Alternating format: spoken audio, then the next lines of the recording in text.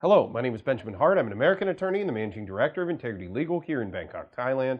As the title of this video suggests, we're discussing the pandemic, and I get a lot of correspondence from folks, and we kind of get into these discussions. I did another video on this, although it was a pretty long one, and I noticed not a lot of people really watched that because it was like 40 minutes long, and I just don't think people wanted to do that deep a dive.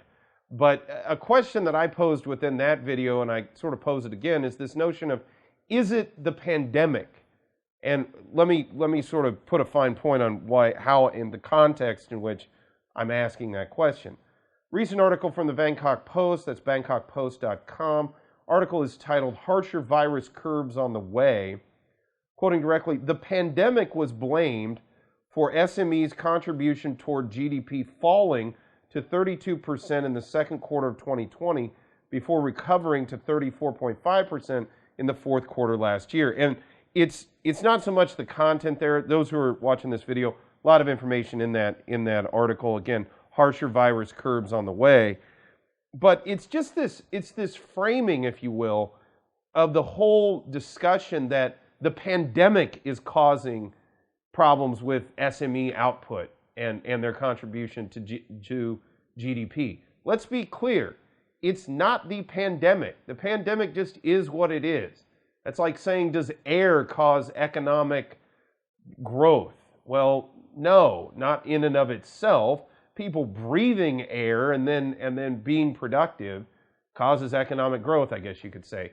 With respect to the pandemic isn't shutting anything down. It's policy that's shutting things down, and it's the policy responses. Now, I'm not calling anyone out. I'm not saying good, bad, or indifferent. But the thing that's really bugged me, especially the last couple of months, in seeing the way that this whole thing is covered, is a real vagueness where you want precision, and then precision or focusing on precise facts that seem, in my opinion, to raise hysteria, make things look worse than they are. For example, focusing on, certain numbers that freak people out. And then when you look at them in a sort of a broader context, you kind of say, well, yeah, that's a problem, that's an issue, it needs to be resolved, but all things considered, there's other problems that are as bad, if not worse, and we're not freaking out and cratering our economy intentionally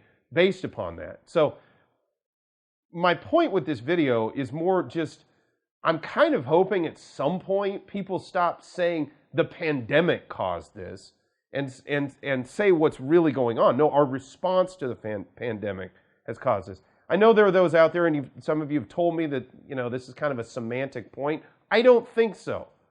Because, people think in the words that they read. And so people sit there and think, oh, the pandemic caused a depression. I'm not saying we're in a depression, although I'd be curious to know if we are or not. But we're definitely in a recession for sure. And when you say the pandemic caused it, the vast majority of people kind of run with that. But that's not the case. The pandemic is what it is. It's the response to it that is having a lot of negative fallout with respect to the economy. And again, folks may find that to be a semantic point, but I think it's a salient one.